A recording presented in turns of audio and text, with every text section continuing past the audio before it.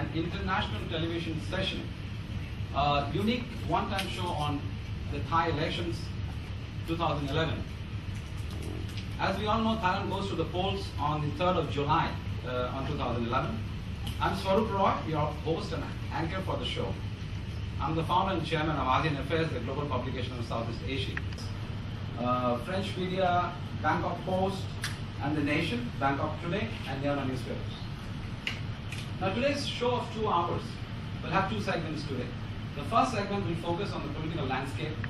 What are the sentiments from the business sector running up to the election, expectations from the government. Now during the panel discussions, we will also invite questions from some of you, and our panel will try to address them. Now the doors will be closed during the entire time of the session. No one is allowed to come in or leave. This is like the television studio now for this unique panel discussion. Let me turn to my right, Finance Minister in 2008. Let me now turn to my left, seated, is Kun Anik Amrana, who is representing the Democrat Party. Kun Anik is also a member of the Advisory Council and former member of... Let me now turn, after Kun Navakon, to my third right, Professor Kriyansak Chamwongsak. He obtained a doctorate in economics in 1981 at Monash University in Australia. Current right, third left, is Mr. Yap Swee Chuan. Mr. Yap Swee Chuan is a Malaysian who is currently president and CEO of Apico High-Tech Company Limited, which he founded, and is a veteran in the Thai automotive industry for 30 years. We have Mr. Kot, who is Thanarit Satrasuyang, is currently CEO of Costly Production. Falling down in every department, I think. Well, if we try to blame anyone in particular, it will be difficult. I think it's time for Thailand to looking ahead. And the way to look at this, I think we have to think like, we have this coming election, which I believe is very critical. It will decide how this country is going to move on. And one person, this is not. I think Thailand is in the transition period. And I think that checking every part, we have to think of Hokkien from my birth, so I know that what Bangkok people think and most majority of people think. Even I used to be, then you have to accept it. Otherwise, it will be a big problem. I believe like at the end we need to have the other leading party and the current party in power, the Democrats. What is your response, Punani, to the main question today? What are the chances of reconciling Thailand after the elections? I think it depends on the result of the election and who gets to form government. That the country will settle down and there will gradually be peace. That is what it should be, but what is going to happen?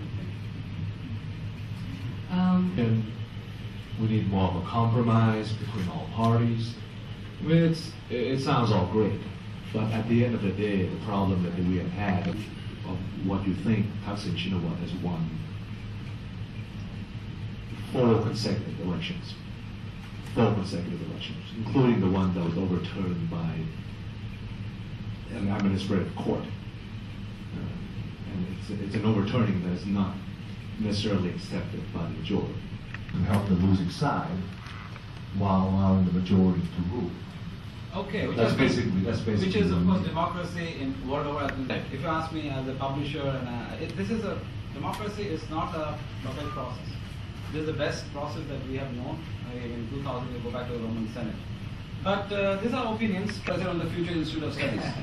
Basically, we would like to see reconciliation so that there's peace, return to the country, provided that the ground rule are observed, the rule of law, legitimacy of government. But the most probable scenario would be there will be a huge tension after the election. To answer it succinctly and pointedly, that higher tension after the election could be there. It could lead further to more turmoil, willing to find solution that I call equilibrium approach to these problems. There's no trust, and both sides is very much riding on the democratic fervor. And unpredictable. And the atmosphere so where is the reconciliation? And it doesn't matter between Democrats and Pheu Thai anyway because they are just part of the game. What does it matter? Kun Abhisit, Kun Yingluck, hold hand and promise peace. They are not the source of the problems. Reconciliation happens when both sides realize they have more to lose by not working together than they do. And right now, both sides think that by losing the election, they lose everything. So how can reconciliation happen when everyone thinks for themselves? So there is no altruism in reconciliation. There's only selfishness. And both sides still think that they can win it outright. So there's still a way. Our question has taken major hits. So much so that our ranking in the Human Freedom Index has gone down majorly. Reconciliation begins with truth. So, as long as these lead up to the election partly depends on whether Thaksin has changed his approach and thinking to a certain extent. Thank you. We have an international media today being watched across the world. Listening to what you heard just now, what goes through your mind? Because you are not impassioned here, you are involved. You are invested in Thailand. You have built a business in Thailand. You are a Malaysian who is as much Thai, perhaps in that way. What goes through your mind, honestly, listening to this? Can I choose not to answer? You can always do that, then you have to become a diplomat after that. From this answer. Anyway, I've been in Thailand for more than 20 years.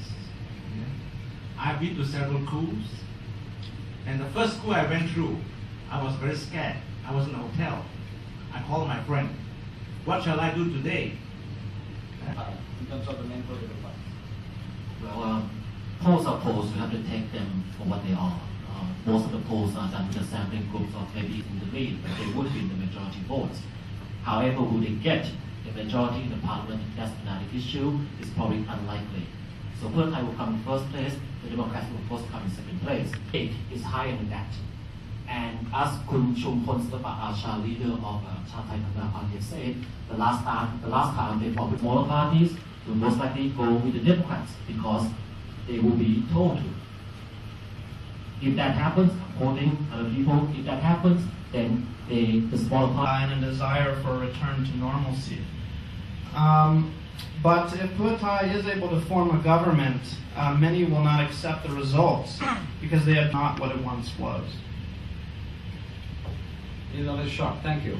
May I turn to Court? Before you answer, Court, let me help me to take this forward. I understand earlier on you said about altruism. Sure. Actually, I know the meaning of the word, but I've forgotten that such a word exists.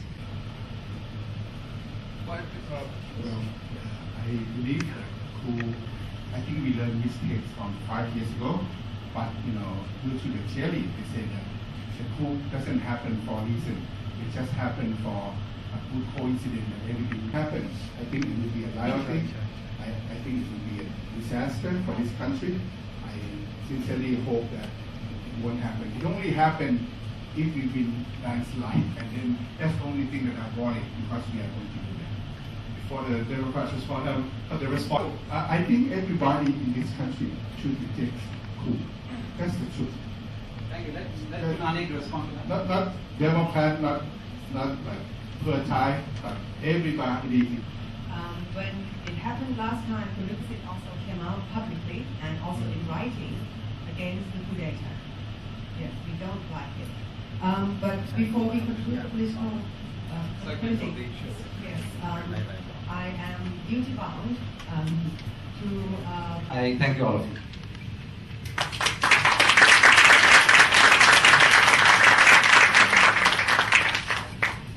Mr. Swarup Roy, founder and chairman of Asian Affairs magazine.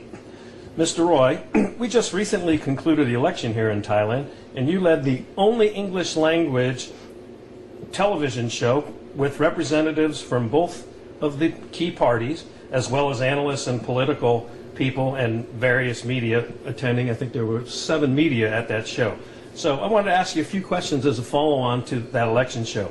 So my first question, in the election show, one of the topics talked about a firewall around businesses in Thailand in spite of all that's been happening politically.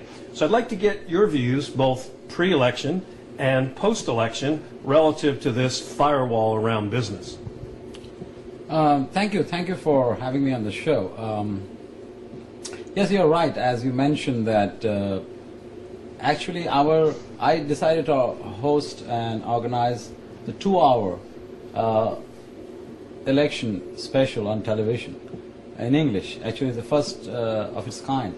It was broadcast, I believe, on 7 international channels.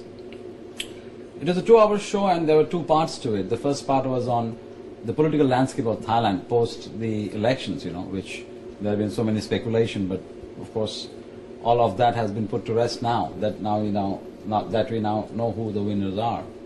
The second part was on the economics and the business of Thailand, because over the last few years especially, right, where I've traveled in the world, and I'm sure all of us have faced this question who live in Thailand: how can Thailand's economy withstand this prolonged political instability, and especially the scenes of the siege of central Bangkok, which was broadcast on all television scenes of the airport? But very few people know that actually last year in 2010, in the second quarter, when the siege of central Bangkok went on for 2 to 3 months by the red shirts, Thailand's economy in that quarter achieved a growth of 9.1%. Call it amazing Thailand, call it a dichotomy, because in most of the countries where you have such political upheaval, the resultant, one of the results definitely is the economy suffers.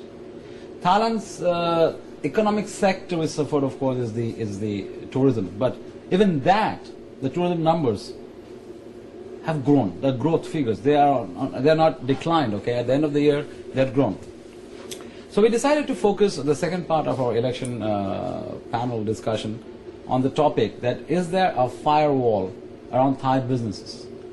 As you will see, in fact, all our distinguished panelists, and there were representatives from both political parties, the Pheu Thai as well as Democrats, as well as international analysts, they all agreed in unison, yes, Thailand has a firewall, because in spite of whatever has happened in the past, there is something in Thailand that business, irrespective of what happens in the political scene, continues to be as usual. So for international investors and businesses, well, business as usual in Thailand.